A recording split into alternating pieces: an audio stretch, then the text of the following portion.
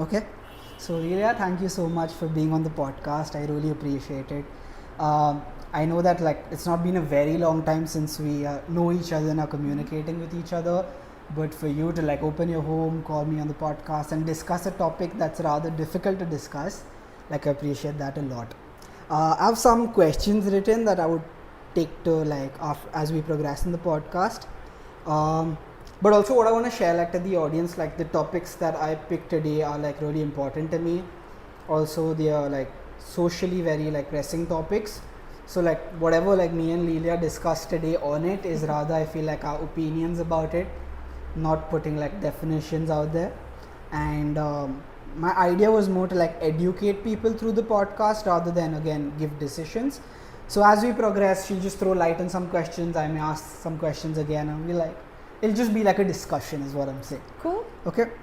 So to begin with, let's just talk about the buzzword, and I think you will be someone in a great position as the industry that you work in. We'll start with an introduction for sure, but we can skip the intro. Buzzword. No, it's important for people to know who you are, because then they understand the context of where you come from, and also be helpful post the podcast. So just start with maybe a 5-6 line introduction as to what you are, where you've come from, what you do right now. Try to break it down in a couple of lines.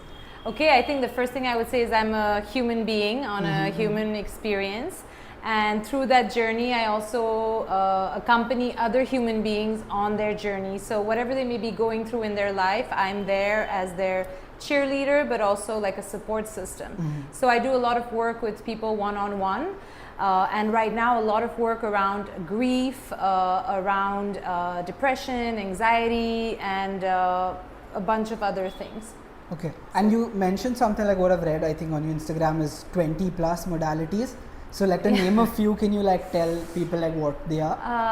Yeah, so I do parts work, so it's a form of psychotherapy. I'm trained in different energy, healing. I do body work as well. I'm trained in coaching. So see, the thing is, I think we're a very knowledge-based society. And a lot of it I have acquired throughout the years, throughout the last 20 years of experimenting on this journey. I've done a lot of different, from coaching to bodywork, to energy, yoga, X, Y, Z. But I think what has been the most helpful for me is wisdom, which is actually what you get through your own experience. I think that's where we connect most as humans, when we are coming from a space of wisdom rather than knowledge. Because I think something I'm noticing is that actually nobody knows anything, and all of the knowledge that's out there, it's not innovative. It's been there and it's just recycled and recycled and recycled. So I feel wisdom is much more exciting in that way, because it's coming through a specific person and through their specific lived experience. Okay, lovely. I think there's no better way to put it. Did I answer? Yeah, pretty much. I think we'll get through it as we progress. So the buzzword out there that I get to see every day, toxic masculinity. If I had to put that out there, what is your opinion about the term?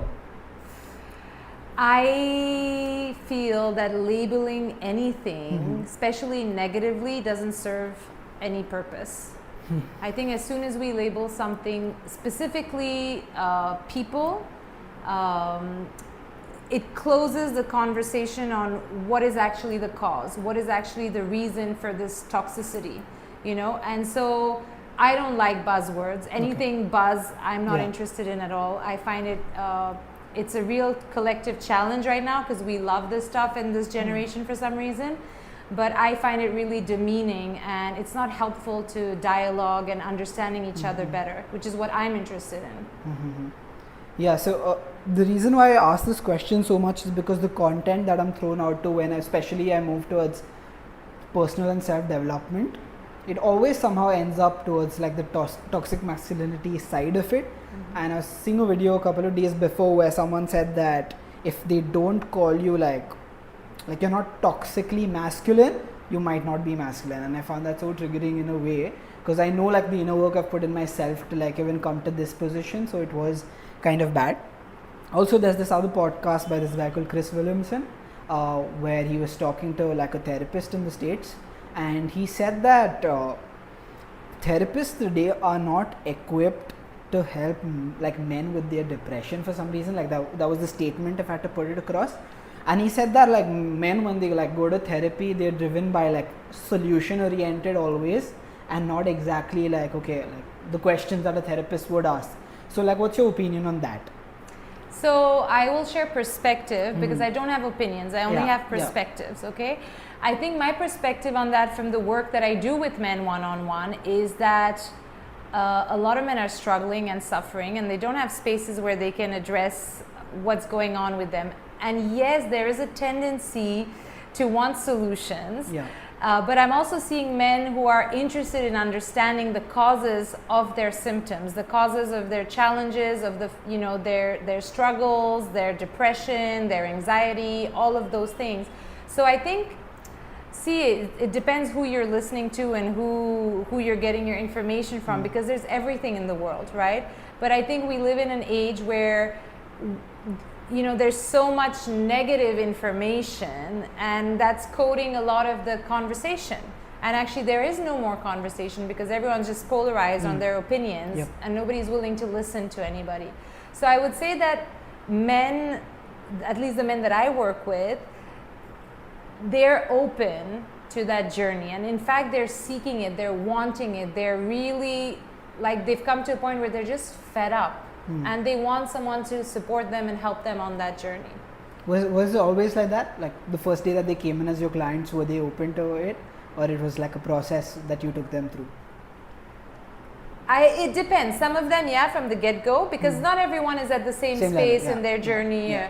And some of them, they come for something specific, but when we address that specific thing, we realize there are other things. And they have shown willingness to go into those other spaces to actually address what is the actual problem, not just the symptom. Because depression is a symptom. Well, what's the actual cause? Why is that depression there? And oftentimes what I've seen in men, and actually over the board, but specifically in men, is that men are living lives that are not true to themselves. They're living lives with a lot of expectation and a certain way that they need to be. And a lot of men, especially in India, are stuck in those roles. There's a lot of pressure on men in Indian society to perform, to take care of the family, to take care of their wife, to, you know, to just be that provider. And I think a lot of men feel stressed. A question that is going to come later, but now that you've brought it up, I want to ask you right now. So there's this thing that, you know, I have a couple of people who I follow, and he said that, okay, like I work so hard, like I want a lady to come into my life, like who will really take care of my home and my kids, right? That's what he wants in a way. And who is this he? Sorry, just randomly this person that I see videos of. Okay. Not very well known, I would say, just someone on social media. And then I was just putting like his journey, like he's a man who's worked really hard from the age of 17, single mother, from a Russian background. Okay, now some people would know what I'm talking about, but anyways, abusive father, and he's been through this journey where he's moved and he's grown, and now today like a multi-millionaire. And he said like, that's what I want, because I've seen my mother, how she's taken care of us, and running a home is not an easy job, which they do like superbly well. So it's like a full-time job if you ask me, and I see that myself. And like when a woman has to say that, like I want to go out and provide, like there's a lot of differentiation in what I'm saying. Like a guy, if he had to say that, he would get cancelled, but like a modern day woman who wants to go out and work, it's like, okay. So I'm trying to figure out like the psyche there. Like, why do you think a guy today who very openly says, I want my woman to stay at home and work or take care of the kids, it's cancelled? Ooh, it's a tricky one. I think because we have a lot of challenges. We have a lot of challenges as a collective. I think that men and women need to really sit together in families, in friend circles, in communities, and really hash out honestly all of the stuff that has been going on between the genders. And I'm not even adding people who don't identify as man or woman, right? But they're also there. So I think there's just so much history, or her story, you know, between us and the relationships between us, that I feel like we would need to just really get it all out there, so that we can from there have honest conversations of how to move forward. Yeah. I think if we're able to look at our collective past and take responsibility for what we have done as a collective and try to find peace, forgiveness, and healing in that, then we can move forward and we can build a new foundation.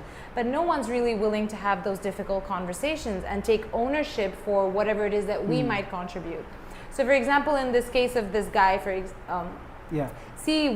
it's challenging because women in many ways are still not considered equal to men. Even though I'm not so into equality, I think it's a misleading concept because there are differences, and I think honoring those differences is important.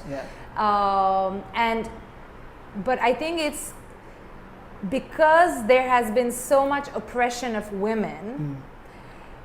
Now when a man says, hey, I would love my woman to stay at home, nobody is able to hear him because women have been forced to stay at home for so long. And so even if this guy's desire is legitimate, I mean, who are we to say no, you can't have that desire? He's absolutely, and I mean, we live at a time where if a woman wants to stay at home, that's her choice. I mean, there's nothing wrong about that. There's nothing wrong about going to work, right? But we can't hear each other because there's so much baggage that we're constantly projecting that baggage onto each other. And I think it's dangerous because we can't have conversations about difficult things anymore. And how are we going to move forward collectively if we can't have conversations? Yeah. So well put. I am against this cancel culture, you know, and it's so easy now on social media because you're not sitting in front of the person. You're saying to someone you've never met, cancel, whatever. But sit in front of the person and tell them the same thing. Most people won't say a word. Correct. So it's too easy, you know, to dismiss anything that goes against what you believe or how you think. It's too easy. It doesn't work that way.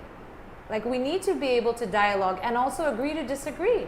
I can't say that my truth is the truth and you all have to live according to what I think is the truth. I mean, who says, who knows, right? So I feel for this guy, you know, I mean, if that's his desire and he can't really be open about it because we live in a world that's not accepting of differences, where we all have so much baggage and unhealed trauma and stories and all of that, that we can't just be with each other.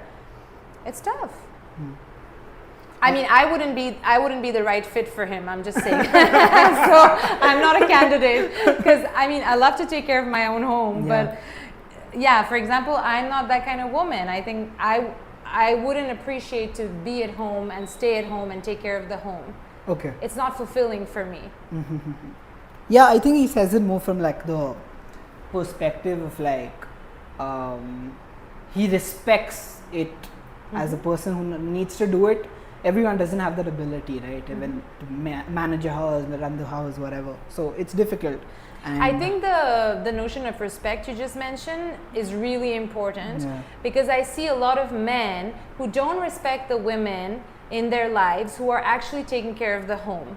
And they don't understand actually all the things that go into it. And I notice that it's also a challenge in marriages, right? That the woman doesn't feel considered, respected, appreciated because, you know, the man goes to work. So obviously whatever he's doing is more important because it's linked to money. And whatever she's doing is like, she's just taking care of the home. So I think if men could also find more respect for the women who do stay at home and really honor what it means to create a home and take care of a home, it would be better. For everybody, because then the person you're with is happier, feels more respected. Unfortunately, I think like we just don't get to see that much the way we've been brought up. I have a very different upbringing, and therefore today I can even like open conversation about this topic, but a lot of people can't, unfortunately.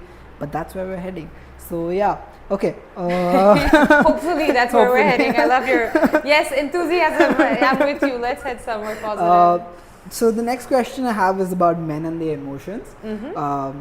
So in society, we've again been brought up in a way that men are solid, tough, you don't cry, and those stereotypes. But what I've realized, and I say this from personal experience, is that I feel you're asked to like be vulnerable and be open in a relationship and share things that are really like at the core of your heart. But necessarily, like when you do, like the opposite gender might not be ready to accept it. or they've always seen you in the other light, so this time it's very different for them to handle. So what do you think about like that, like the whole scenario of being able to manage men and their emotions, because I think they've just been made to be silent over the years, and today, like, when suddenly a guy opens up and is crying and throwing pillows around and breaking stuff, want to throw something? Don't break anything. It's difficult for girls to manage. I feel that way. Like, what's your perspective on that? I mean, you're a guy, so if you feel that it is a reality, that means it's there, right? Obviously, I'm not sharing from the perspective of a man, because I'm not in this life. Do you cry? Yeah, quite a bit. Do you cry with? I was crying today. You were crying today? Yeah. Do you want to share? No. Okay. It's a little more personal for a, like, I think, first time setting, but yeah. Okay, cool. Well, if you ever want to share, please. Thank you. I'm curious, do you cry with your male friends? Like, would you guys, if you have a problem and you'd be, hanging out, and would you cry? Would they know what to do? So something beautiful happened this time, and that's because I'm getting to know myself better. Like, I think, like, in the last year, I'm really, like, introspecting and doing some deep work on who I am, and that's why the side is coming out. I would, like, maybe a year before, I was like, you wouldn't, like, see anything on my face. But I went for this Tantra festival, and I was like, sometimes your body is in a state where you're just accepting everything, and you're so sensitive to all your emotions. So, like, there was, like, this music circle and stuff, and, like, it's 5 days of a lot of intensive work. So, like, I felt like that open energy from everyone, whether it was guys or girls, right? And there were, like, so many situations, like, where I just broke down thinking about different aspects of my life, like with guys also. And this was my first ever experience, and it was so powerful. So that way it was, like, amazing, but, like, generally I wouldn't. Right now I think it's mostly, like, in front of my family or, like, my partner. But I'm also, like, very happy that I have that privilege that a lot of other guys don't. Like, I can do that today, like, without wondering, like, what my partner thinks, So that's also something that everyone doesn't have. So yeah. Can you remind me the question? Because now I was so into your answer that I totally forgot the question. It's about men just showing their emotions and, like the opposite gender being able to accept it. So, I think I think ultimately all of us, men, women, everyone in between and everyone outside of that binary, I think we're all suffering from the same thing, which is the patriarchy. Mm-hmm. And what I've found helpful, even in my sessions, because I work with women who've been through abuse, sexual, physical, emotional abuse, and they have a lot of anger and hatred, or even women in general have a lot of anger and hatred towards men. And what I found really helpful is understanding that actually this anger and hatred is not towards men, it's towards the patriarchy.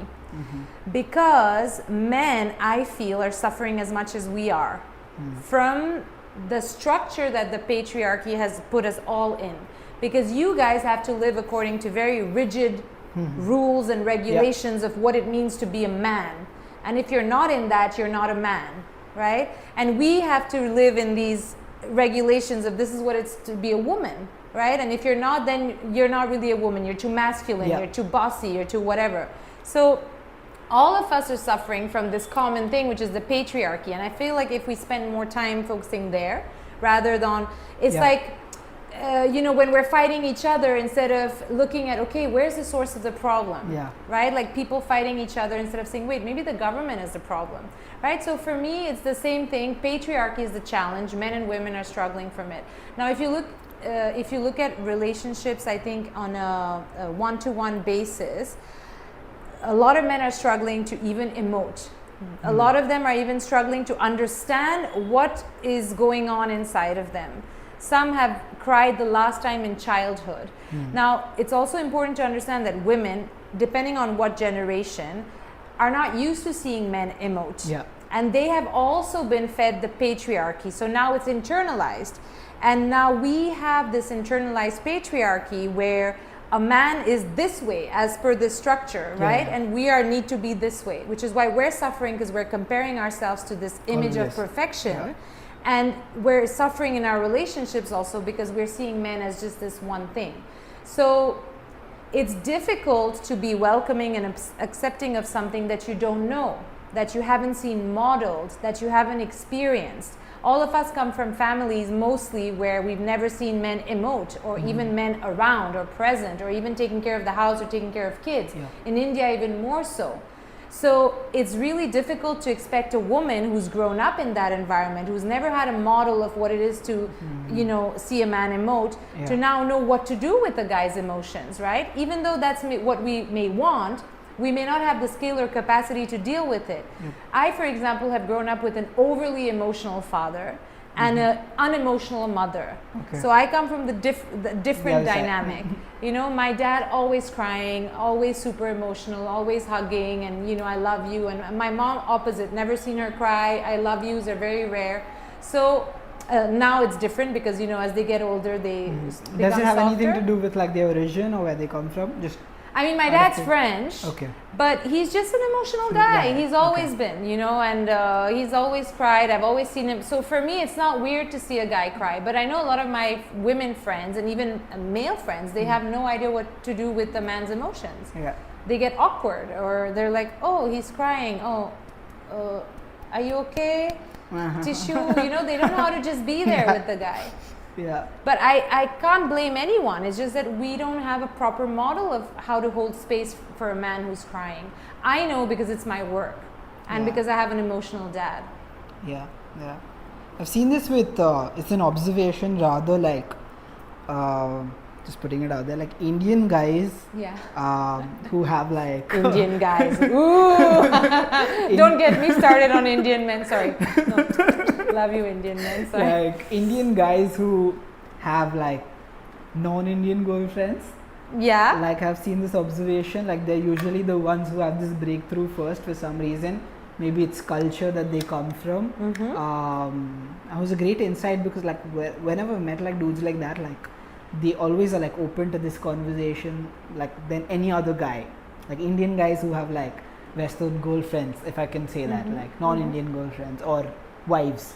And it's just an observation. It's very cool. But okay. No, it's cool. I mean, look at the society we live in India, right? I mean, I would understand that a woman doesn't know what to do with a man's emotion, because men don't even know what to do with their emotions. So, you know, we need to help each other out is essentially what I'm trying to say, instead of being against each other. Right, you know? Right. I want to move towards the part where I want to help guys figure out their dating life or their love life. Oh gosh, yeah. But more like driven by like the qualities and like how to like make women feel safe and stuff like that. So like there are a lot of dating coaches out there giving you a lot of information on how you should be. Avoid dating coaches. So according to you, like what are the top qualities that, let's not talk about people, like about you, like what are the top qualities you would look for in a guy? So firstly, I don't look for a guy, so there's nothing that I'm looking for actively in general. No. I mean, I'm coming from a space of, because I think I've matured into a space where I'm content. I'm not really looking for specific things. I don't have a laundry list of he should be like this, like this, because I think then you're missing out on getting to know a human being. See, ultimately, you, me, whoever, we all have challenges. We all have our qualities that are enjoyable and qualities that are less enjoyable. I would say I want to share like the biggest thing I've noticed is has been a challenge in my relationship with men, specifically Indian men, because I'm half Indian, half French. I've also dated men from other places, and I've noticed a couple of things, and I don't. Indian men, again, I love you. This is not an attack on Indian men by any means. No, because there are really stark differences. One, I feel that Indian men are emotionally immature. So even when they're 30, 35, 40, they're still behaving like boys. And I think a lot of that has to do with the culture of being cocooned. You live at home, your family takes care of you. A lot of times you have an overbearing, overprotective mother. So I feel like the boys never grow into being a man, and by man I mean like just someone who's capable I find that a lot of Indian men that I've seen are not capable of doing simple things. That just to take care of themselves, for example. Could you give me one example, maybe? Just cooking a meal. Cooking a meal. Right? Okay. Like in Europe, most guys know how to cook, even if it's not so great. But because we leave home when we're 18 and we take care of our stuff, right? All of us, men, women, whoever. So I feel like the biggest challenge I've had in a relationship with men is the difference between who they think they are and who they actually are. And so people will portray themselves a certain way, but actually as you get to know them, you realize, wait, but this is not who you are. You think you are that, but actually you're this. And then they don't like it because they have to confront who they truly are. So that I feel, if people could get to know themselves better and had more self-awareness, it would help in relationship. Okay. In any relationship, to understand yourself, to know yourself, to be curious about yourself, to understand like what are the things that trigger me, what is my trauma, what am I projecting, what am I taking personal. I think if men could do their work, like really go on this self-discovery journey, like all our relationships would be so much healthier. So your question was about what qualities, right? Yeah, like let's not say look for, but like what would be attractive to you, like in a guy? Self-awareness. Like I think a man with self-awareness is super attractive to me. I think it's essential and important today for everyone to do their work so that we can all heal individually and then have healthier, healed relationships. Because in relationships we're 2 or 3, or depending if you're polyamorous or whatever. So self-awareness.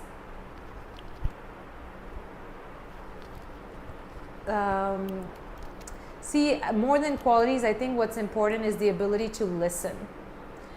I think listening is a lost art, and if we really listen to people, there's so many arguments that just disappear. If we're not actively listening just to listen, but we're listening to respond, we're missing out on so much. So I feel like men could do a better, actually everybody honestly, could do a better job at listening. Really genuinely listening to one another. So self-awareness, listening, I would say patience. Like beautiful things take time to build. So can we have the patience to get to know one another and to perhaps build a friendship? Because I feel like any relationship has to have a bedrock of friendship. Even if it's a work relationship, you need to have a certain friendliness between each other. So I mean, that's what I would share on this. Okay. And make women feel safe. Make women feel safe. A lot of women have been abused, have been molested, have seen violence, whether on them or other women. This is not a safe world for women. I know men also go through this stuff, so I'm not saying, oh, it's only women. But I think we need to be honest that women don't feel safe. Women, whenever we step out, we get stares. Whatever we're wearing doesn't matter. So I think contributing to the safety of women, not only the ones that are in our lives, but the ones all around us, is super important. And I think a man that makes a woman feel safe is a man who's in integrity, whose what he says and what he does are aligned. I think that's super important. If there's no congruence, then we pick up on it, and we can't be safe with someone who's not congruent. So if you're telling me all these poetic words, but you're doing something else, so it's not going to work. We're not going to. So I think helping women feel safe and understanding that in your life as a man, you have potentially never met a relaxed woman, and I think men really need to question what that means for all of us, and specifically for men, because all men have mothers, sisters, wives, girlfriends, daughters, whatever. So it impacts all of us, right? There are no relaxed women on the planet, very few. I don't know any in my environment, and I work with a lot of women. So what is the responsibility of man in that? And how can men take the responsibility to help women feel safe and relaxed, because then everyone has better relationships? And and I better can also sex. say this. I think that's and going to that point actually, something that I realized myself is when I intently work towards like making my woman feel safer, like in environments, mentally, physically, in any way. That's truly when she can be herself. Like in every situation, when I've put more intention into like when she does this, is she feeling safe? When she's doing that, is she feeling safe? And when I question myself about that, automatically there's a sense of like innate protectiveness come aggression to a level where I'm like okay, like to the opposite dude, like this is the point where you don't want to mess, because I can literally see it like on her face that she's feeling unsafe. And like if you're more like if your intentions are set, like that's just advice to people listening, like if you're around her and you observe better and you're just like look at that very carefully, like the answers are lying in front of you. So that's just like a Ooh, I just thought of Yeah. one thing. Yeah. Curiosity. okay. I think curiosity is super important in any relationship, and definitely a quality that I would look for. Is the person curious about me, and am I curious about them? Because if you have curiosity, you can overcome anything. Like if someone is reacting a certain way, can you be curious about their reaction instead of reacting to the Yeah. reaction? Yeah. You know, so yeah, I think curiosity is also something Yeah. beautiful. Also, I think it brings like a sense of like mystery to it, and you're always thinking like, what more does my partner have? Like they haven't shown. Like even that's fun to like see. But anyways, that was a great answer. What role do you think like status has to play in all of this? Like we have this thing of alpha men, like a guy who like heads the tribe, and the dude out there who's very good in his business, has the best body and drives the best car, usually like is held high status according to society norms that we see today. What's your perspective on that? I think people who are still interested in that are people who are stuck in conditioning. That's all I would Yeah. really say. Like I think when you move beyond the conditioning, and what I mean by conditioning for those who may not know is, you know, when we grow up as children, we are basically absorbing everything around us for the first 7 years of our lives, and we become programmed in a certain way. So if people told us this is what's right, this is what's wrong, if all of the stuff that we were told, we kind of integrate, and that becomes our conditioning. That becomes the lens through which we see the world. Yeah. And it's not the truth, it's a lens. And it's a lens coated with the ideas, thoughts, beliefs, traumas, etc. of, you know, previous generations of people who have conditioned us. So I feel that anyone who still believes in all of this stuff is just conditioned. That's it. Once you move beyond conditioning, you realize none of this stuff is important. What's really important? Love, care, mutual respect, you know, like communication, vulnerability, acceptance, freedom, joy. These are all things to just keep us in that hamster wheel and that rat race. And ultimately, what do you really need in life? Food, shelter, love, you know. I mean, and if you look at all the studies, actually what's going to give you the most health benefits is having an awesome community. You know, so is it important to have this status thing? I mean, I don't believe in any of that stuff, and I haven't for a long time now. So What kind of, like, if I may ask you, I don't know if this is personal, but what kind of work have you done or gone through to be this way today? Like, if I have to ask you that, because to be what, sorry? like in the way and your opinion, like your perspective about this, as you Yeah. just answered, like to not have the status thing in your head, like what work have you like done on yourself to be able to have this opinion? It would be easier to answer what work I haven't done, right? Because I've been doing this work on Okay. myself for 20 years, Okay. 20 plus years, and ongoing every day. I do work on myself. It's a commitment to myself. See, even though I'm saying this to you, I know that I still have conditioning in me, right? I'm aware enough to know that I'm still conditioned in many ways. And even, for example, my notion of my own success, I'm seeing it through my conditioning. And for the longest time, I was struggling because I thought I had to reach here and I had to have this much amount of money in my bank account because otherwise I'm not successful. You know, and I kept comparing myself to that idea of success that had just been implanted in my brain when I couldn't think for myself. And so even with awareness, even when you're working to be free of your conditioning, it's still inside of you because you're conditioned at such a young age that it's difficult to know what is me, what is my conditioning. So even if I'm telling you this, and I genuinely believe that status is really not important, what's more important is how do you treat people? How do you show up for your family? How do you show up for your community? You know, do you choose to do the hard thing? Do you choose to help the person in need? So those are things that are more important for me. I have done extensive work on myself for the last 20 years. I think I've tried every modality under the sun, and if I haven't tried it, it's because it doesn't exist yet. So I have done really deep, intense personal work for 20 plus years, and still in some places my conditioning is there. But I am aware of it, and so I try not to make decisions from that space. And I try to create more and more space where I'm free of that conditioning so that I can behave in a way that is true to me and not true to what someone told me I should want or need or what I should be, which is essentially conditioning. Okay.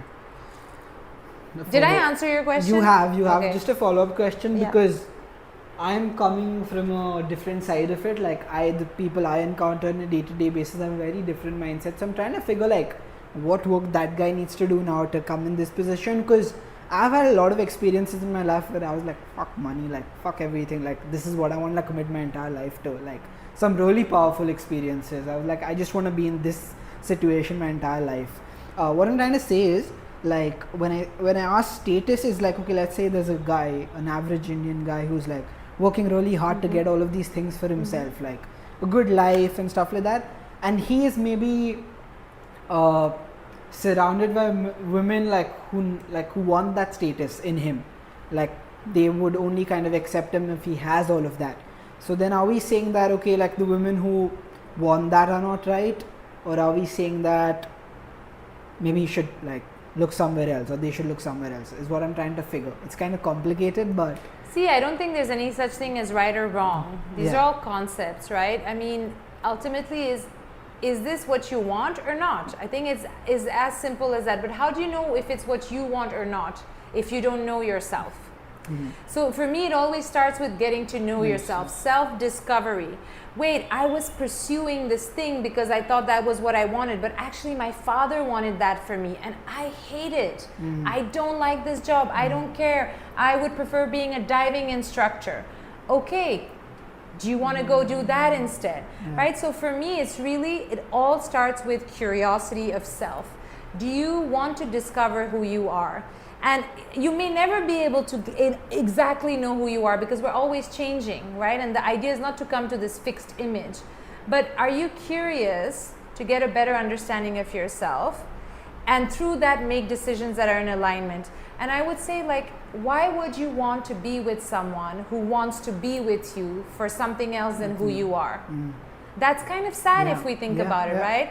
Like, so this person, see, unless you are both okay with it. If everyone's okay with, hey, you know what, we just want to be together because you have money and you can take care of the home, as long as things are honest, everyone knows what they're getting into, I have no problem with anything. Like, everything is fine, but it should work for whoever is in that equation. I don't have any judgments on that, right? Who am I to judge that? If that's what works for you, that's what works for you. But is it what works for you? So I would always say the first step is curiosity and wanting to discover yourself. And generally your life will start nudging you. But if you don't pay attention, you may miss it. You might have sickness or some sort of illness show up. You might get into depression, which is a great signal from your body to say, wake the fuck up. This is not the life you want to live. You might have symptoms of anxiety. You might have the same patterns repeating in your relationships. So all of these are signs to say, hey, there's something for you to look at here. I would say, honestly, the first easiest step, the least overwhelming step, is to reach out to a therapist or a coach. Because there are many other amazing modalities, but some of them require you to have a sufficient understanding of self so that you can hold space for whatever comes up. Like modalities like breath work that are super intense, if you have never spent even a minute with yourself, I don't recommend it. I recommend you create a solid foundation of who you are and tools and practices to connect to yourself, and then go deeper and deeper and deeper. Don't start deep and then have to catch up because you've gone so deep that now your life is all over the place. Did that make sense? Yeah, no, absolutely. I think everyone needs a coach like you. Now that Yes, thinking I'm about- available. This is the marketing minute. No, I'm. Okay. But yeah, I mean, I love working Yeah. with men, honestly, because I feel like, and they're so cute. Like the men I work with, they're so cute in their desire to change, to shift, to grow. They're really genuinely willing, and I find that beautiful to be able to contribute to that. Yep. There's this organization called Sacred Sons based Yes. out of. Sorry, yes. I've I been just wanting Sacred love Sons their in work. India I forever. can like literally open Instagram now and show you a message I wrote to them yesterday, being like, we need this in India. I told them years ago. I've been in touch Okay. with them, so we Oh, wow. should. Yeah. 100%. So like they just told me like we have a level 1 kind of leadership kind of training coming up that you can take online and you should pursue it. I'm like, yeah, sounds fascinating. Can I 'cause- say something yeah. though? I think Sacred Sons is great, but I think it's also important to see where it originates from, right? Okay. It's a very heavily US based Based. organization, and I Yeah. think it's interesting to include culture in the work that you do with men in India, because the cultural differences are huge. And culture plays a huge role in the struggle of Indian men today, because there's so much pressure here that it's very different in the US. So I would say yes. I'm not saying don't you do what you want, right? Yeah. But I think you could figure out your own thing here that works for Indian men. Because even if they came, right? Yes, they're going to come with, Yeah. but The they won't relatability, understand yeah. the Indian culture. Absolutely. And there are some struggles here that are culturally specific, that are really important to address, because actually those are the biggest pain points of Indian men, is the pressure from the culture, from society. Even Indian women, honestly, most of the people I work with, all the stuff that they're really struggling with is imposed by society, and they're just suffocating because they're like, this is not me. Yeah, absolutely. Wait, because you were going to say something about Sacred Sons, and I just kind Yeah, of... so the first time I got it, I was just like, when I had the idea of building a men's community Yeah. from my personal experiences then to like the circles that we held, I was like, this needs to be done on a bigger scale to like not only have the people in my community and locality, but the entire country, because we know where we originate from and what our culture is like. And I was just looking for inspiration, and I saw that, and there are aspects of it I was like, okay, 100% can be copied here. And then I had the same perspective about, yeah, but like it's so different from our culture, and I don't think a man from here would do like some of the stuff that they're doing there, right? Even in terms of like the activities and stuff like that, and the way they open up and have breakthroughs, I think it'll be like a bigger challenge here. So just working on that, I had the idea. I was like, I'm going to pursue something in that direction. But good, we spoke about it. I have more to talk to you about that later on. We're heading towards the end of this. I want to ask you about the role that social media has to play in all of this. Oh. There's something known as the orange peel theory.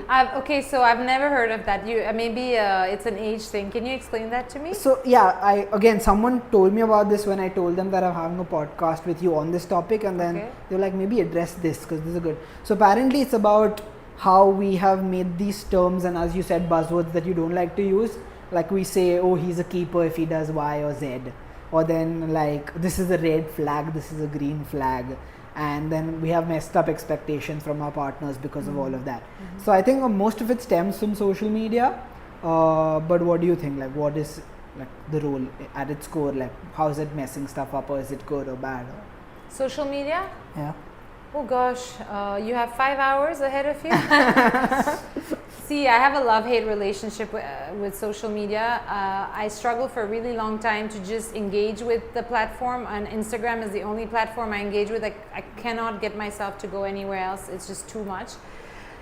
I keep going back and forth. Sometimes I feel like, yeah, this is such a great place for sharing information, and because I get messages from people sometimes who see my posts and they're like, man, this is exactly what I needed today, or someone who is suicidal saw something that I wrote and they decided to not, commit suicide.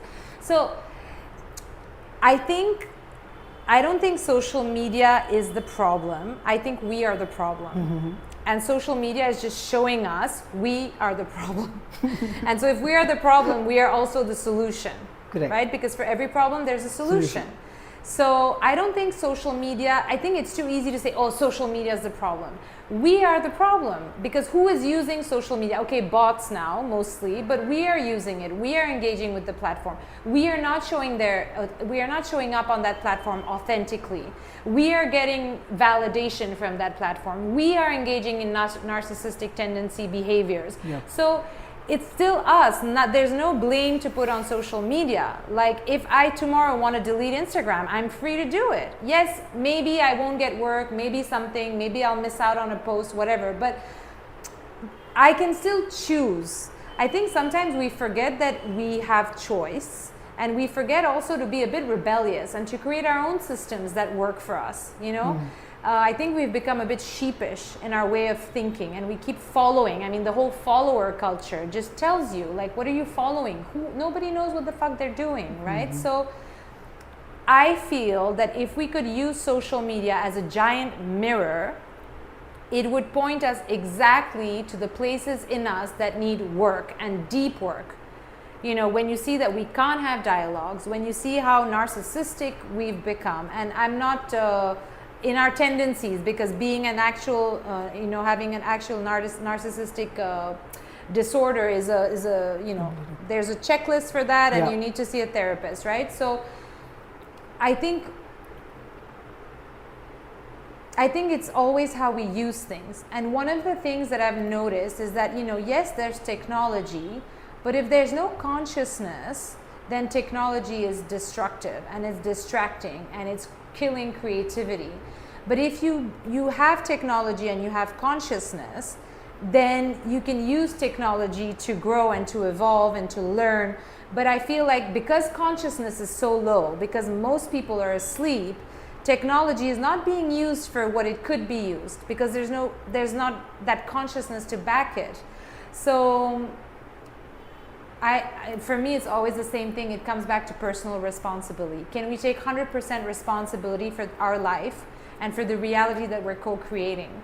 Because the world we live in, we are creating it. And if we can all individually start showing up, then we can create a different world for men, for women, for all of us. I wanted to share with you this one thing that my friends know, because I have this image, okay, of, if you think about it, literally every person who's alive right now, every person was once in a woman's body. There's no one on this planet out of we're 7 billion now? Yeah. That means 7 billion humans have come out of a woman's body. Now, if you think about that, and if you just think for a second, wait, what does that mean? Like, how are we treating women? Because women are humanity's first home. That's where you're residing for the first 9 months of your life. That's where you're actually taking shape. All of the stuff that's going on inside of the mother is informing who you're going to become. You're getting all this information transmitted to you. What's going on in the environment, everything is being transmitted to you, even though you don't have the consciousness to understand it.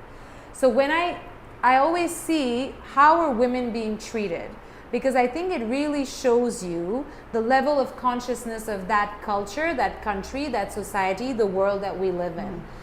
If we're abusing our first home, if we're suppressing, repressing, violating our first home, what are we doing to ourselves?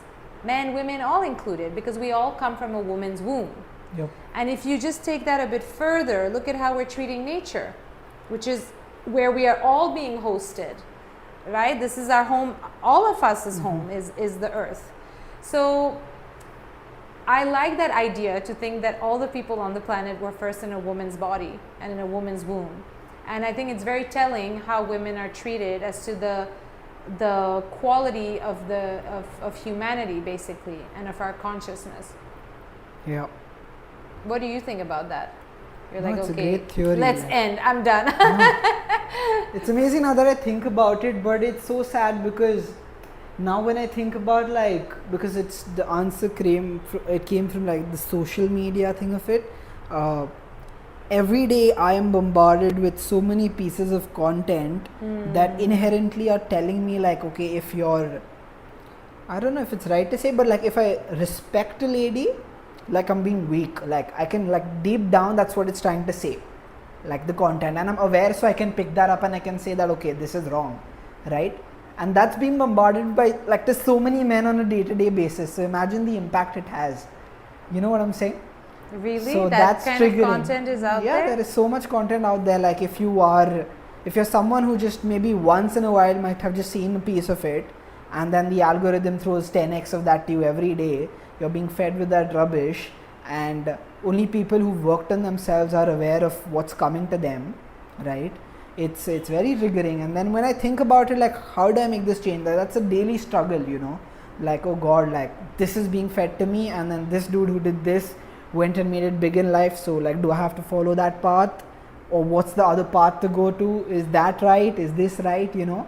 And I'm still aware, like, what I'm trying to say, imagine like 14-15-year-old kids seeing it, and they being like fed with that stuff, and it's like, I don't know where the world is going to head if we continue going that way. And it again goes back to me having this innate motivation to, like, build something where we can really live together, like, you know, and have peace around us and happiness, because it's like very sad what's happening. So I just want to say one thing to that, yeah. that respecting women, respecting any human is extremely important. There's no such world where respecting women is means you're not a man. And as a woman, Correct. I can tell you that if you respect a woman, you are doing a great service to your fellow men and to your fellow women. There's another thing that I just want to end with, which I think is, we need to make peace with each other. I think we need to take responsibility as a collective, not expect leaders to do the stuff, but for us to take responsibility and say, you know what, we're fed up with this stuff. Let us make peace so that we are less easily manipulated, so that we are, less distracted and all of those things. So I would love men and women to make peace. I would like for us to be able to have conversations that are difficult so that we can take ownership and accountability, and we can move on together as a collective. Because I feel that we could really have different connections and relationships. It's not that far away. I feel like the key to that is really elevating one's consciousness and getting to know oneself. Yeah. Yeah, no, 100%. Yeah, that was about it, I think. Wow. Thank you so much once again for doing this, and I think it's brought a lot of light to a lot of pressing topics, as I said earlier. A lot of the things again are just perspectives that Lilya and I have. But at the end of the day, you have to work on yourself and be aware of who you are. And that's attractive according to her. So self-awareness is key. Any call to actions, like you want to invite people to work with you, or? No, I don't want to invite people to work with me unless they want to, but this is, I would invite people to become curious about themselves and about the women in their lives and about the men in their lives if women are listening to this, and for us to just become more curious and heal ourselves, heal each other. Yeah. And to the guys who mostly see this podcast, like, I want to tell you, like, I usually try and make like a lot of YouTube videos about like breaking generational barriers, how to like work on your business and stuff like that, to keep them motivated in the right way and not go the other way. Like, I really want to like really press upon the topic of awareness. Like, today I find myself privileged where I can open my phone and see some stuff and be like, it's wrong. I know a lot of you don't even realize what you're seeing is like extremely wrong, and I pray that you get that awareness soon, because otherwise we're going like a really down a dark road, and it's scary to see. And also be very careful about the people you look up to and you follow. Like, that's key.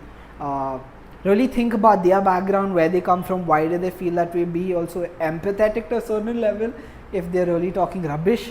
But work on yourself. I think that's the most important. Question everything. Yeah. And if you're a guy who wants to join or co-create an awesome community, that's what, I mean, I think it would be great to have more communities of men that get together, do the work, share, spend some time together other than like in like mindless activities, you know.